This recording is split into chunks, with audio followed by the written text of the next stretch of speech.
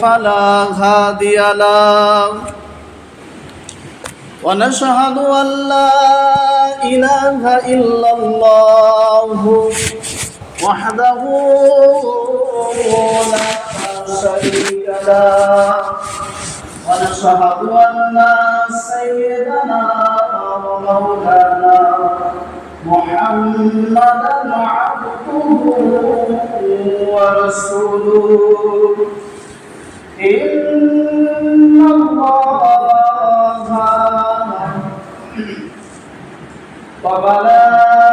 وملائكته يصلون على النبي يا أيها الذين آمنوا صلوا عليه وسلموا تسليما اللهم صل على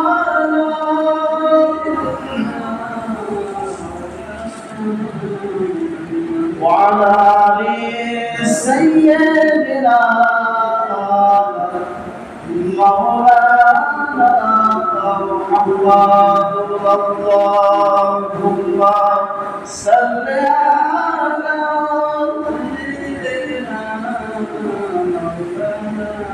وعلى آل سيدنا شافعنا محمد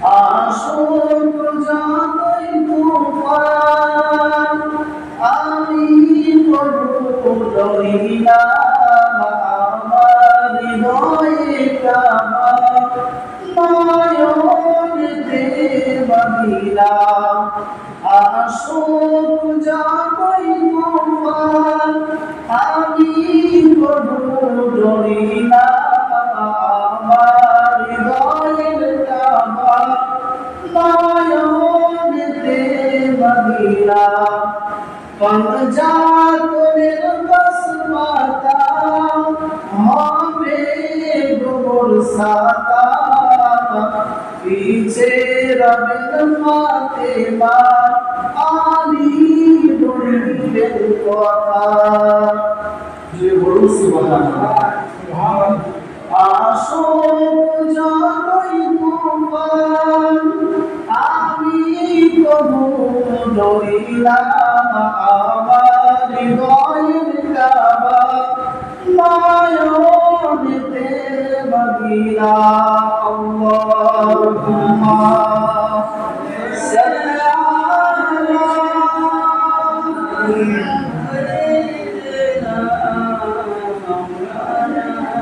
وعلى آل سيدنا مولانا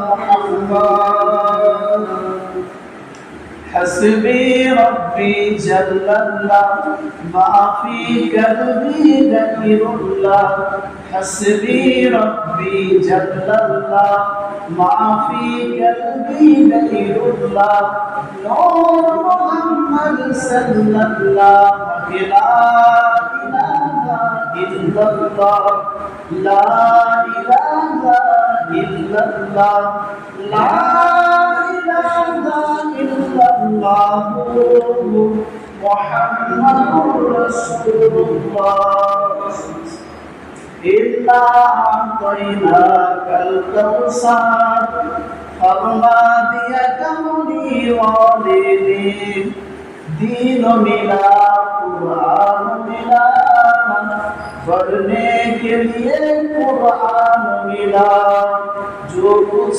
दे दिया था सब कुछ दिलवा दिया कमली वालिदी ला इलाहा इल्लल्लाह ला इलाहा इल्लल्लाह لا إله إلا الله محمد رسول الله صلى الله عليه وسلم সমস্ত প্রশংসা তার কাছে মহান আল্লাহ তাআলার দরবারে যে আল্লাহ রাব্বুল আলামিন আজকে পবিত্র একটা রজনীতে আমাদেরকে মাগরিবের নামাজ বাদে বসে আল্লাহ আল্লাহ রাসূলের জিকির সংক্ষিপ্ত সময় রাসূলুল্লাহর হাদিস শোনা এবং বলার তৌফিক দান করেছে। সে আল্লাহকে দরবারে লাখ কোটি শুকরিয়া জ্ঞাপন করি। সকলেই বলি আল্লাহুম্মা আমিন। তারপর সমস্ত দুরূদ ও সালাম বর্ষিত হোক আমিনার মদিনা দুলাল নবী মুহাম্মদুর রাসূলুল্লাহর প্রতি। সকলেই বিরাম করে বলেন সাল্লাল্লাহু আলাইহি ওয়াসাল্লাম। আমরা সকলেই জানি যে আজকে যে দিনটা মুহররম মাসের 10 তারিখ, তামাম বিশ্বের মুসলমানদের কাছে এই দিনটা একটা গুরুত্বপূর্ণ দিন। আরবি প্রথম মাসের নাম হচ্ছে মুহররম মাস এবং এই মুহররম মাসের 10 তারিখ আছে। এই 10 তারিখে অসংখ্য ঘটনা আছে।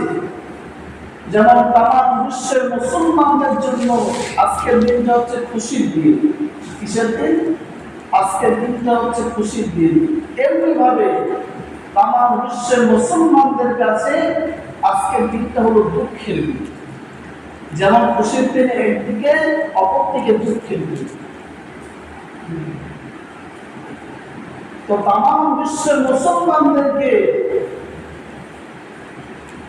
তাদেরকে জানার প্রয়োজন আছে যে কোন দিকটা আমাদের জন্য খুশির দিন এবং কোন দিকটা আমাদের জন্য দুঃখের দিন।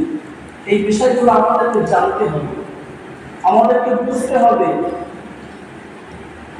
তো আমি অনুরোধ করব, আজকে যেহেতু মুহররম মাসের 10 তারিখ, সেই উদ্দেশ্য করে মাহফিল সংক্ষিপ্ত জিকির তারপরে সপ্তাহসানি দোয়ার মাধ্যমে শেষ করা হবে। তো আপনারা যে যেখানে আছেন আল্লাহর রাস্তে গুটি গুটি পায়ে এসে এই নবিয়ানা মজলিসে আপনারা হাজির হয়ে যান। এই পৃথিবীর জমিনটা একেবারে ধোঁকা। পৃথিবীর জিন্দেগিটা, আপনি পৃথিবীর জমিনে যতদিন বেঁচে আছেন এই দুনিয়ার জমিন থেকে আমাদেরকে চলে যেতে হবে। এই দুনিয়ার জমিন থেকে আমাদেরকে চলে যেতে হবে।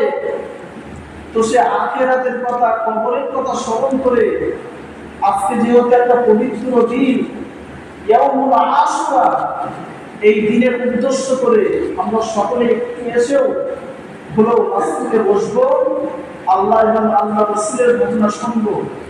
সংক্ষিপ্ত আকারে কারবালার ময়দানে ঢুকে যাওয়া যে নবী রাসূলদের ঘটনা, আল্লাহ রাসূলের কলিজার টুকরা মা ফাতেমা রাদিয়াল্লাহু তাআলা আনহা কলিজার টুকরা সন্তান ইমাম হুসাইন রাদিয়াল্লাহু তাআলা আনহু, তিনি কারবালার জমিনে শহীদ হয়ে গিয়েছিলেন। তার ঘটনা আমরা সংক্ষিপ্তভাবে শুনব।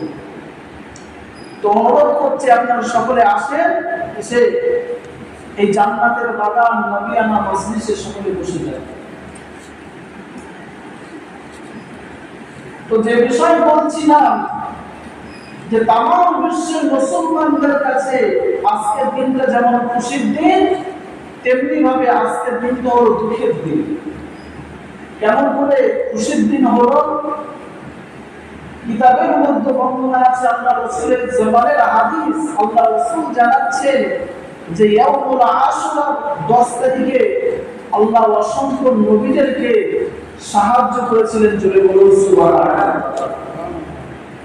যেমন নবী মুসা আলাইহিস সালামকে আল্লাহ রাব্বুল আলামিন ফিরাউনের হাত থেকে এই 10 মুহররম আশুরা দিনে আল্লাহ এমন করে বাঁচিয়েছিলেন, রক্ষা করেছিলেন। জোরে বলুন সুবহানাল্লাহ।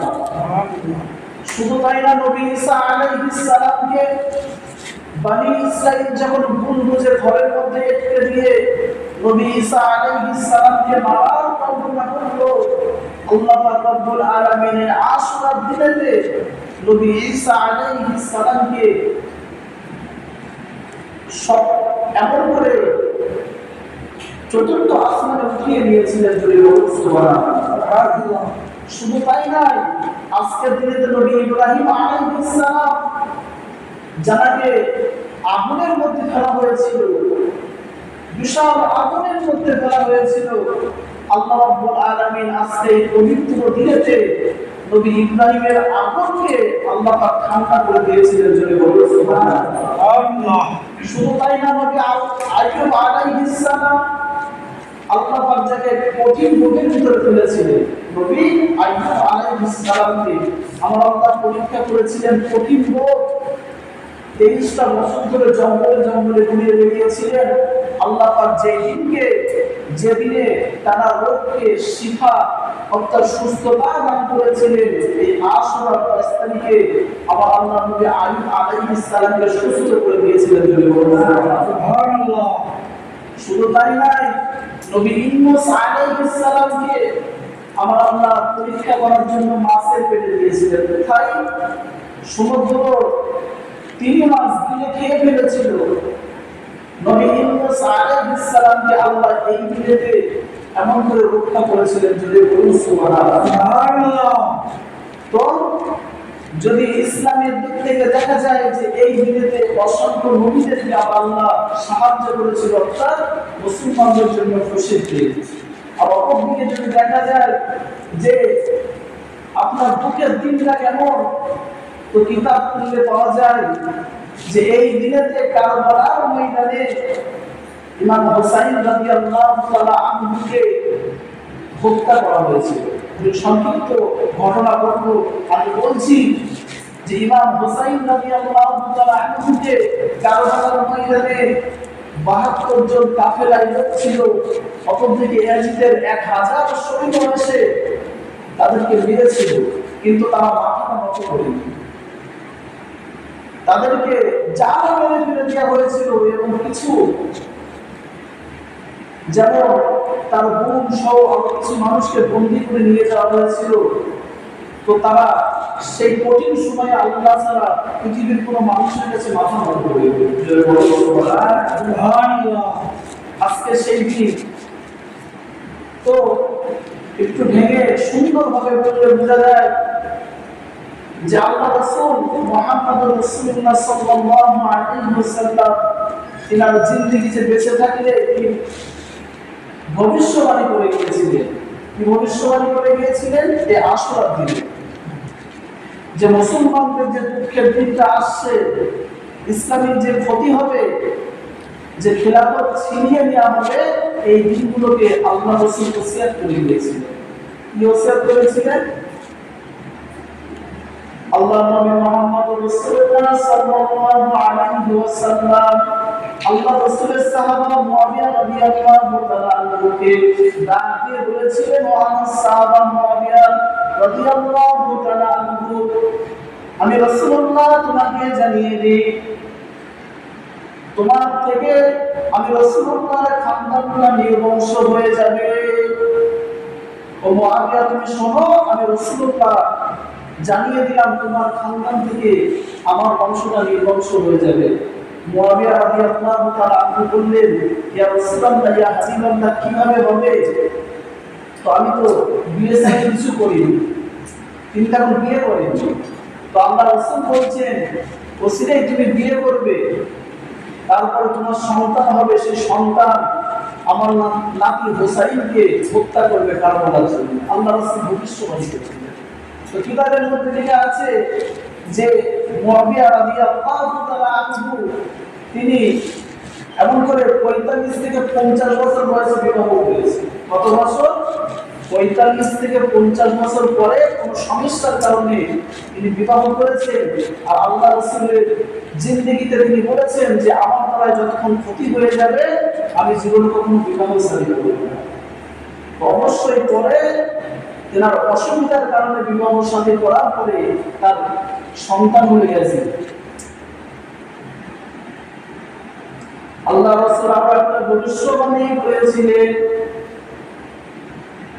আম্মা জান উম্মে হাবিবা রাদিয়াল্লাহু তাআলা আনহার ঘরেতে ঘুমিয়ে আছেন।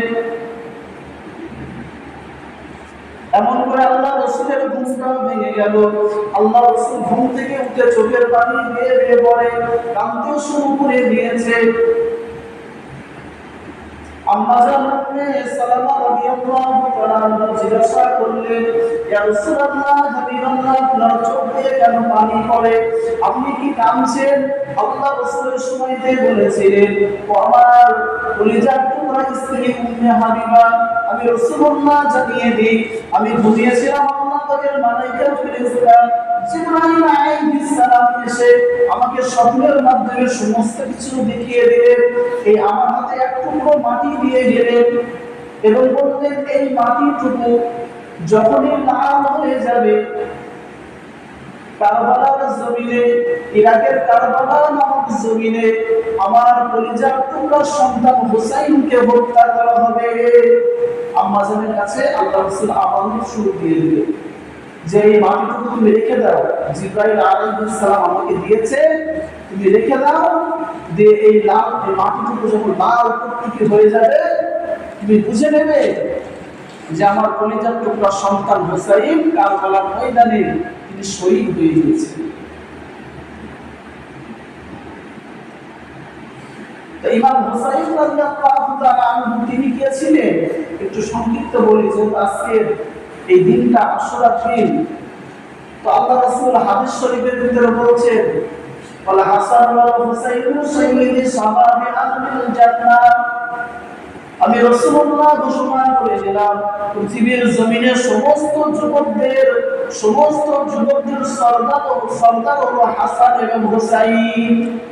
আমি রাসূলুল্লাহ জানিয়ে দিলাম, ওয়াল হাসান ওয়াল হুসাইন সাইয়্যিদি শাবাবি আহলিল জান্নাহ, সমস্ত যুবকদের সর্দার হবে হাসান এবং হুসাইন রাদিয়াল্লাহু তাআলা আনহু। সুবহানাল্লাহ। আর হুসাইনের মা কে ছিলেন? আল্লাহ রাসূল হাদিস শরীফের ভিতরে জানিয়ে দিলেন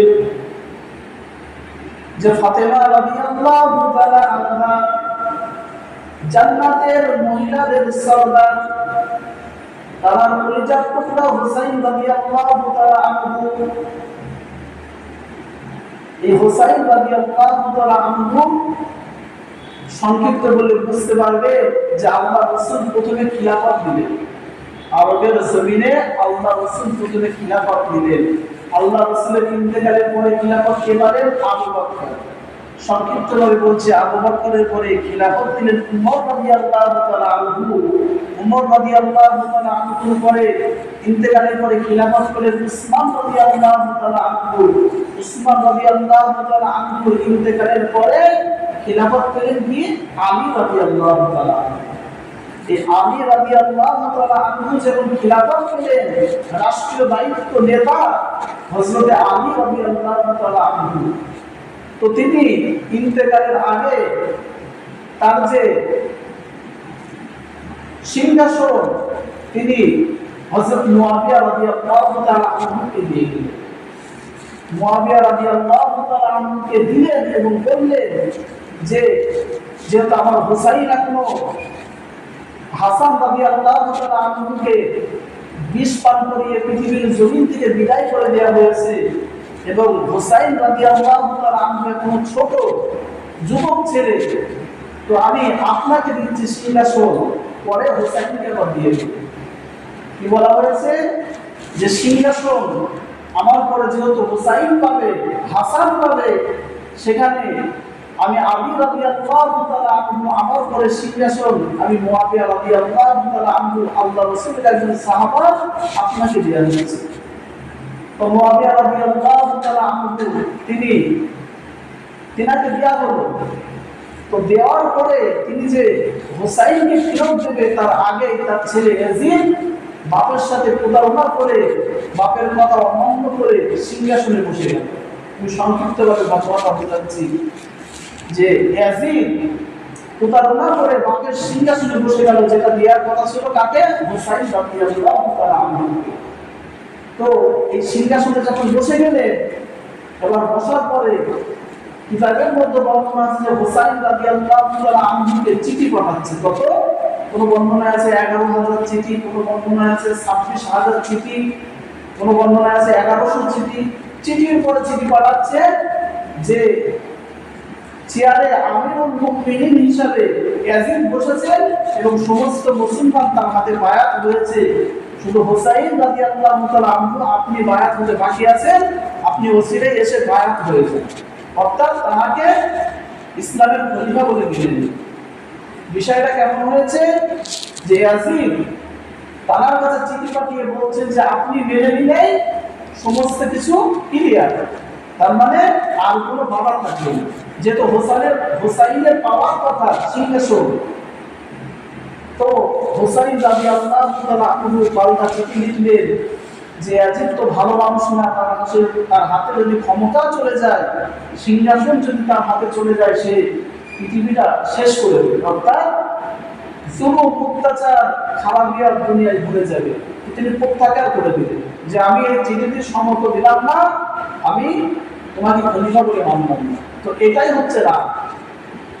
এর মূল বিষয় হচ্ছে বলতে গেলে অনেক সময় কিন্তু ইয়াজিদের রাগ হলো এটা যে কেন মানবে না, আর হুসাইন যদি না মানে তাহলে আমার পথে বাধা। তো কিতাবের মধ্যে বর্ণনা আছে যে ইরাকের জমিন থেকে হুসাইন রাদিয়াল্লাহু তাআলা আনহুকে বারবার চিঠি লেখা হচ্ছে যে আপনি আসুন, আপনি মক্কার জমিন থেকে ইরাকের জমিনে সফর করে এবং ইরাকের জমিনে এসে আপনি আসুন, আমরা হাজার হাজার মানুষ আপনার হাতে বায়াত করব। ইয়াজিদ অন্যদিকে থাকবে। হুসাইনকে কি বলা হলো যে আপনি এমন করে এই ইরাকের প্রধান যেমন জায়গাতে আপনি আসুন, আপনার হাতে অসংখ্য মানুষ বায়াত করবে। তো ইমাম মুসলিম রাদিয়াল্লাহু তাআলা আনহু তিনি বারবার চিঠি লিখছেন যে আপনি আসুন, কিন্তু এর মধ্যে চক্রান্ত এমন করে হুসাইন রাদিয়াল্লাহু তাআলা আনহুকে পথের মধ্যে মেরে ফেলার প্ল্যান হয়ে গেল। এই সমস্ত কাজ যারা করেছেন বলা হচ্ছে একটা বেধর্মী ছিল না, সমস্ত মুসলমানরাই করেছে, যে রাসূলের খানদানকে যারা মেরেছে এই সমস্ত মুসলমানরাই মেরেছে, মুনাফিক মুসলমান, যে ক্ষমতা তিনি কেন মেনে নেবেন না। তো হুসাইন রাদিয়াল্লাহু তাআলা আনহুর কাছে যিনি চিঠি পাঠিয়েছেন ইমাম মুসলিম রাদিয়াল্লাহু তাআলা আনহু তিনি নামাজে দাঁড়িয়েছেন, যে তারা যখন বিশ্বাস করে হুসাইন আসছে, আর এদিকে ইমাম মুসলিম হুজুরকে নামাজরত অবস্থায় পৃথিবীর জমিন থেকে বিদায় করে দিয়েছে। বিশাল দুঃখের ঘটনা, ইতিহাস পড়লে বোঝা যাবে যে এমন ঘটনা ঘটেছে, মুসলমানরা এমন ভাবে আল্লাহ রাসূলের খানদানকে তারা ধোঁকা দিয়েছে, এনে হুসাইন হুজুরকে আনা হয়েছে। আমি সংক্ষিপ্ত করে বলছি, যেহেতু 1 ঘন্টা সময় 7টা থেকে 8টা পর্যন্ত সংক্ষিপ্ত সময় জিকির হবে, তারপরে আমরা সফর করব। ভাইরা আমার, নামাজের মুসলমান তকবীরা যুবকেরা, আল্লাহ রাসূলের পরিজাত টুকরা হুসাইন রাদিয়াল্লাহু তাআলা আনহু বারবার চিঠি পাওয়ার পরে মক্কার জমিন ছেড়ে এমন করে কুফার দিকে রওনা হতে শুরু করেছে, ইরাকের জমিনে রওনা হতে শুরু করে দিয়েছে। ইরাকের মধ্যে এমন একটা জায়গা আছে যে জায়গার নাম হলো কারবালা। এই কারবালার জমিনে ইয়াজিদের বাহিনী সীমার দিয়ে তাকে ঘিরে ফেলেছে। আল্লাহ রাসূলের পরিজাত টুকরা হুসাইন রাদিয়াল্লাহু তাআলা আনহু হুজুরকে এমন করে 72 জন কাফেলায় লোক ছিল, সমস্ত মানুষকে ঘিরে ফেলেছে যে এই কারবালার জমিন থেকে তোমাদেরকে আগেও যেতে দেওয়া হবে না, পিছনেও যেতে দেওয়া হবে না, এখানেই তোমাদেরকে বন্দী করা হবে। ইমাম হুসাইন রাদিয়াল্লাহু তাআলা আনহুর সাথে তার স্ত্রী এবং তার আপন বোন জাইনাব রাদিয়াল্লাহু তাআলা আনহা, তার কলিজার টুকরা সন্তান আলী আসগার, এমন করে ছোট ছোট বাচ্চারা অনেকেই ছিল। বলা হচ্ছে 72 জন হয়েছে। তো এই 72 জন মানুষকে ইয়াজিদের বাহিনীর সীমা তিনি আটকে দিলেন, দিয়ে এমন করে খাদ্য বন্ধ করে দিলেন, আস্তে আস্তে পানিও বন্ধ করে দিলেন। তারপরে মানুষ এমন করে আল্লাহ রাসূলের আহলে বায়েত, আল্লাহ রাসূলের পরিজাত টুকরা নাতি হুসাইন রাদিয়াল্লাহু তাআলা আনহুর ফ্যামিলি অসুস্থ হয়ে পড়লেন। খাওয়া নেই, দাওয়া নেই, দিনকে দিন পার হয়ে যাচ্ছে, না পানি খেতে দিচ্ছে না, কোনো খাবার খেতে যাচ্ছে, তারা অসুস্থ, ওই সময় তাদের উপরে হামলা করেছে। কিতাবের মধ্যে বর্ণনা আছে আল্লাহ রাসূলের পরিজাত টুকরা ইমাম হুসাইন রাদিয়াল্লাহু তাআলা আনহুকে উপর জমিন থেকে এমন করে কারবালা নামক স্থানে যখন ঘিরে ফেলা হয়েছে, ক্ষুধার্ত অবস্থায় হুজুরের উপরে আঘাত করতে শুরু করে দিয়েছে, যুদ্ধের এলান করে দেওয়া হয়েছে। ইয়াজিদের ভাই 1000 সৈন্য নিয়ে 72 জন কাফেলার মানুষের সাথে যুদ্ধ করছে। কিতাবের মধ্যে বর্ণনা আছে ইমাম হুসাইন রাদিয়াল্লাহু তাআলা আনহু আল্লাহ রাসূলের খানদানে এমন ভাবে যুদ্ধ করছেন, সমস্ত মানুষদেরকে কচুকাটা করে দিচ্ছেন, কিন্তু এইদিকে 72 জন, ওদিকে 1000 জন সৈন্য। তো অবশেষে 1000 এইদিকে 72, কি করবে, কতজনকে মারবে? 1000 বেশি সৈন্য। কিতাবের মধ্যে বর্ণনা আছে যে একে একে মারতে শুরু করেছে, তীর মারছে, কখনো শরীরে আঘাত করে গলাটা পার করে দিচ্ছে, কখনো হাত পার করে দিচ্ছে।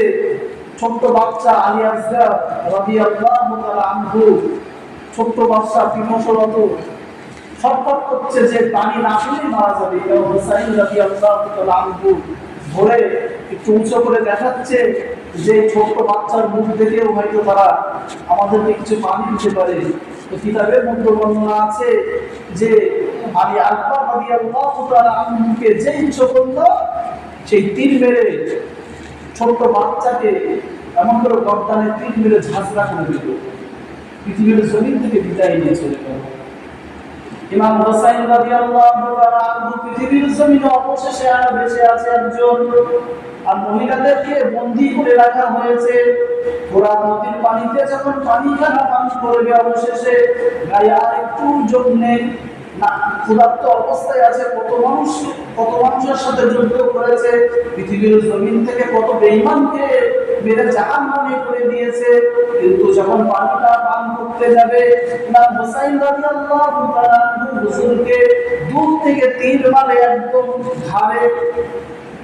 ইমাম হুসাইন রাদিয়াল্লাহু তাআলা আর হাতটা নিচে করতে পারে না, এমন করে পানিটা যখন তুলবে হাতে তীর মেরে দিল, হাতের থেকে পানি পাত্রটা পড়ে গেল। এমন করে হুসাইন হুজুরের পায়ে তীর মেরে দেওয়া হলো, এমন করে সাথে সাথে পড়ে গেলেন জমিনের উপরে। হুজুরকে টেনে আনা হলো, এমন করে কারবালার ময়দানে সমস্ত মানুষকে মেরে ফেলা হলো। তো অবশেষে এই সীমার কুখ্যাত শয়তান ইয়াজিদের বাহিনী ইমাম হুসাইন রাদিয়াল্লাহু তাআলা আনহুকে ধরে নিয়ে যাওয়ার কথা বলেছে। ইয়াজিদ বলেছিল তাকে ধরে আমার কাছে আনবে বন্দী করে। আর এই সীমার এত বড় শয়তান ছিল, তিনি মনে মনে ভাবছেন যে আমি হুসাইনের গর্দানটা যদি কেটে দিয়ে যেতে পারি, আমি অনেক ইনাম পাবো, অর্থাৎ অনেক পুরস্কার পাবো। ইয়াজিদ আমাকে ভালো বলবে, আমার বিশ্বের মানুষ আমার নাম করবে। সেজন্যই ইয়াজিদের হুকুমে এই সীমা আল্লাহ রাসূলের অবশেষে তীর দিয়ে যখন আঘাত করে পৃথিবীর জমিন থেকে বিদায় করে দেওয়া হলো, হুজুরের গর্দানটা কাটতে যাচ্ছে। কিন্তু কিতাবের মধ্যে লেখা আছে যে ইমাম হুসাইন রাদিয়াল্লাহু তাআলা আনহু হুজুরের গর্দানটা কাটতে পারে না, ছুরি চালাচ্ছে কিন্তু কাটছে না। তো এই না কাটার কারণ হচ্ছে আল্লাহ রাসূল মুহাম্মদ রাসূলুল্লাহ সাল্লাল্লাহু আলাইহি ওয়াসাল্লাম তার পরিচয় টুকরা নাতিকে সর্বসময় বুকের মতো জড়িয়ে নিয়ে কখনো মুখে চুমু দিতেন, কখনো গর্দানে চুমু দিতেন, কখনো গলায় চুমু দিতেন। এই মাথাটা কাটতে পারে না, অবশেষে পিরান করে এমন করে মাথাটা উঁচু করে ঘাড়ের দিক থেকে আস্তে আস্তে উঁচিয়ে কেটে নিয়ে এমন করে কুফার দিকে রওনা হয়েছে, কুফা থেকে দামেস্কের দিকে রওনা হয়েছে। ইমাম হুসাইন রাদিয়াল্লাহু তাআলা আনহু মাথাটা কেটে দামেস্কের দিকে রওনা হয়েছে। ভাইরা আমার বাবাজিরা, নওজোয়ান তরুণেরা, যুবকেরা, আল্লাহ রাসূলের কলিজার টুকরা নাতি ইমাম হুসাইন রাদিয়াল্লাহু তাআলা আনহু মাথাটা কেটে নিয়ে দামেস্কের জমিনে যখন নিয়ে যাওয়া হচ্ছে, দামেস্কের জমিনে নিয়ে যেতে যেতে এমন করে পথের মতো রাত হয়ে গিয়েছে। সীমারের বাহিনী রাতটা কাটাবে বলে একটা ইহুদিদের এমন করে খ্রিস্টানদের একটা গির্জার মধ্যে রাত কাটাবে। কিতাবের মধ্যে বর্ণনা আছে ইমাম হোসাইন হুজুরের মাথাটা নিয়ে গির্জার মধ্যে যখন ঢুকে গিয়েছে, ওই গির্জার মধ্যে একজন পাদ্রী লোক ছিল, একজন সাধু লোক ছিল। ওই লোকটা জিজ্ঞাসা করেছিল যে তোমরা কে এবং তোমাদের পরিচয়টা কি? এই টাকা মাথাটা যদি পরিচয় দাও এখানে থাকতে দেবো রাতে, না হলে থাকতে দেবো না। ইমাম হুসাইন রাদিয়াল্লাহু তাআলা আনহু মাথাটা নিয়ে সীমানের বাহিনী বলেছিল এটা রাসূলুল্লাহর নাতি ইমাম হুসাইনের মাথা। এবং ওই সাধু তিনি তাওরাত কিতাব পড়েছিল। তাওরাত কিতাবের মধ্যে লিখেছিল যে ইমাম হুসাইন রাদিয়াল্লাহু তাআলা আনহু আলীর বেটা, তার গর্দানটা কেটে এই রাস্তাতে নিয়ে যাওয়া হবে এবং এখানে একটা খ্রিস্টানদের গির্জা থাকবে, এই গির্জার মধ্যে তারা রাত কাটাবে। তো তিনি কিতাবের পরামতে সমস্ত কিছু যখন মিলে গেল, তো তিনি অবশেষে বললেন যে আমি থাকতে দিতে পারি, কিন্তু এই মাতার সাথে আমি সারা রাত থাকবো, এই অনুমতি আমাকে দিতে হবে।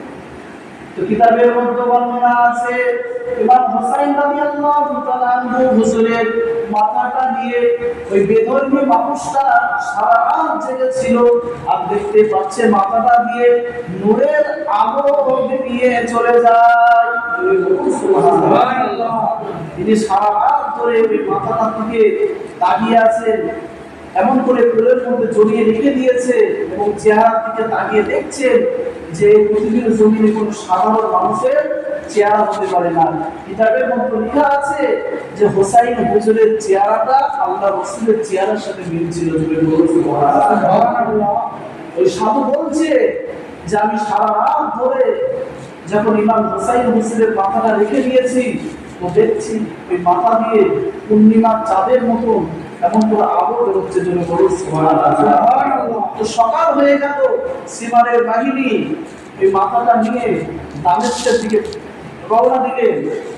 আর সকাল হওয়ার পরে ওই বেধর্মী ইহুদি লোকটা সাথে সাথে তিনি বুঝতে পারলেন যে পৃথিবীর জমিনে যদি কোনো ধর্ম সৃষ্ট হয়ে থাকে সেটা হলো এক নম্বর মুহাম্মদ সাল্লাল্লাহু আলাইহি ওয়াসাল্লামের এই ধর্ম বলে তিনি ইসলাম গ্রহণ করে নিলেন। জয় সুবহানাল্লাহ।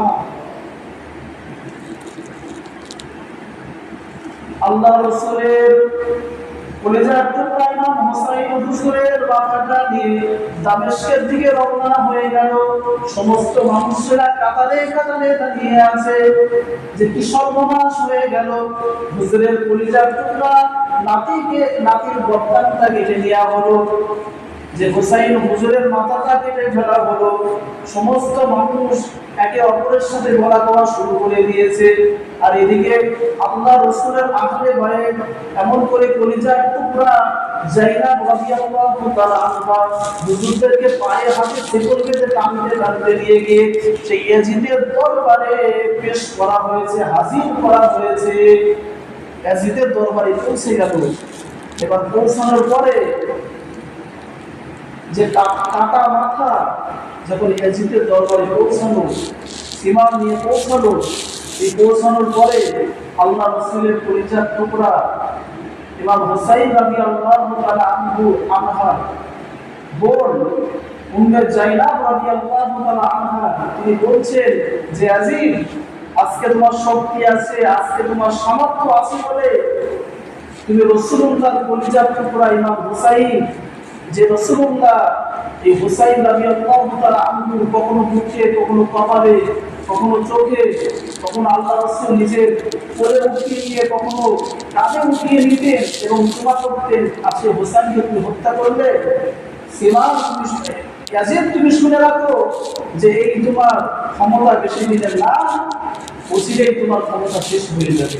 সমস্ত মানুষের সামনে এই কথা বলছে। কে? একজন মেয়ে ছেলে বলছে যে আজকে আমার ভাইকে হত্যা করে দিলে এই ক্ষমতা তোমার কতদিন থাকবে? এই ক্ষমতা অচিরেই শেষ হয়ে যাবে।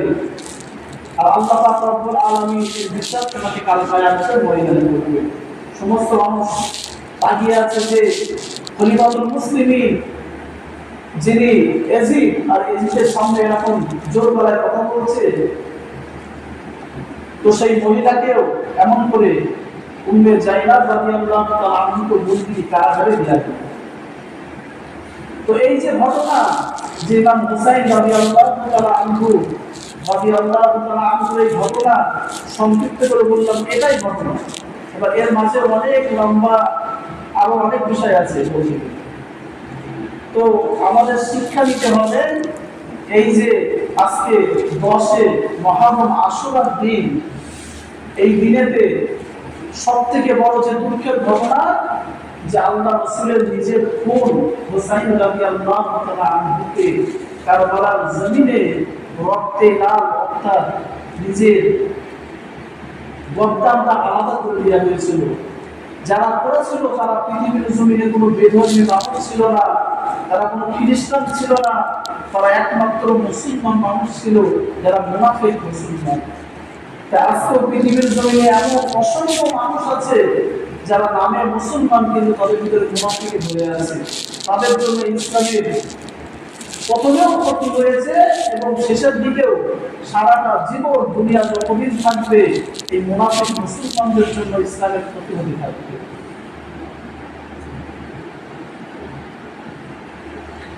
তো আমাদেরকে চিন্তা করতে হবে যে এই ইসলামটা কত কষ্টের মাধ্যমে পৃথিবীর জমিনে এসেছে। এই ইসলাম ধর্মটা কত মেহনতের মধ্য দিয়ে যে আল্লাহ রাসূলের স্বয়ং খানদান নিজের জানটা বিলিয়ে দিয়েছে। যে কারবালার ময়দানে তিনি যদি মাথা নত করে এই এজিদের কথা মতো শুধু তাকে মেনে নিত, যে আপনাকে আমি খলিফা বলে মেনে নিচ্ছি, তো আজকে হুসাইন রাদিয়াল্লাহু তাআলা আনহু এমন করে জানে মাত্র না, তার গর্দানটা কেটে ফেলা হতো না, কিন্তু তিনি হকের পথে ছিলেন। সে পথে ইমাম হুসাইন রাদিয়াল্লাহু তাআলা আনহু তিনি হকের পথে ছিলেন। যে এদিকে হাজার হাজার মানুষ তারা হকের পথে না, কিন্তু আমি একা হুসাইন রাদিয়াল্লাহু তাআলা আনহু যতদিন বেঁচে থাকবো দরকারে হাসতে হাসতে জানটা দিয়ে দেবো, কিন্তু জান থাকাকালীন একমাত্র আমার পরিচয় হবে আমি আল্লাহকে মানবো এবং রাসূলকে মানবো। আর পৃথিবীর জমিনে কোনো বাতিলের, অর্থাৎ পৃথিবীর জমিনে কোনো বাতিলের ভয় বিরান্তি থেকে আমাকে সরাতে পারবে না। আমি এক কথাই আল্লাহকে বিশ্বাস রাখবো। অর্থাৎ সে হুসাইন রাদিয়াল্লাহু তাআলা আনহুর ঘটনা থেকে আমাদেরকে শিক্ষা নিতে হবে যে আমরা মজবুত থাকবো জীবনে, পৃথিবীর জমিনে যতদিন বেঁচে থাকবো, পৃথিবীর জমিনে যতদিন আল্লাহ বাঁচিয়ে রাখবে, যে এই ধর্মের ওপরেই থাকবো, ইসলামের ওপরেই থাকবো। যতটুকু পারবো নামাজ পড়বো, যতটুকু পারবো ইবাদত করবো, রোজা রাখবো, হজ করবো, যাকাত দেবো, কিন্তু হক পন্থী হকের উপর থাকবো। যে মুনাফিক মুসলমান থেকে আমরা নিজেদেরকে সামনে রাখবো। এবং আল্লাহ রাসূল বলছেন মুনাফিক মুসলমান কখনো আল্লাহর জান্নাতে যাবে না। মুনাফিক মুসলমান কখনো জান্নাতে যাবে না। মুনাফিক তাদেরকে বলা হয়, আল্লাহ রাসূল বলছেন মুনাফিকের 3টে লক্ষণ আছে। মুনাফিক যারা হবে তারা সর্বদাই মিথ্যা কথা বলবে। মুনাফিকের 1 নম্বর যে বিষয়টা আছে যে তারা সর্বদা মিথ্যা কথা বলবে। জবানে মুসলমান নামে থাকবে কিন্তু তারা মিথ্যা কথা বলবে। তারপরে কি করবে? তারা একের কথা আরেক জায়গায় গিয়ে হককে নষ্ট করবে। অর্থাৎ একটা মানুষ কথা বলেছে যে এই কথাটা কাউকে বলবে না, আর মুনাফিক মুসলমান তারা এই কথাটাকে বলে দেবে। এরকম ভাবে 3টে মুনাফিকের লক্ষণ আছে। তো আল্লাহ রাব্বুল আলামিন আমাদের সকলকে যেন সমস্ত খারাপ থেকে আল্লাহ রাব্বুল আলামিন আমাদেরকে সরিয়ে আনে এবং ইসলামের জন্য আমাদের সকলকে কবুল করে নেন। এবং আল্লাহ রাব্বুল আলামিন যতদিন আমাদেরকে পৃথিবীর জমিনে বাঁচিয়ে রাখবে, আল্লাহ আমাদের সকলকে যেন ইমানি হালতে এবং ইমানের সাথে আল্লাহ আমাদের সকলকে যেন মৌত দান করে। শুকরিয়া আল্লাহ আমিন। যেহেতু সময় সংক্ষিপ্ত,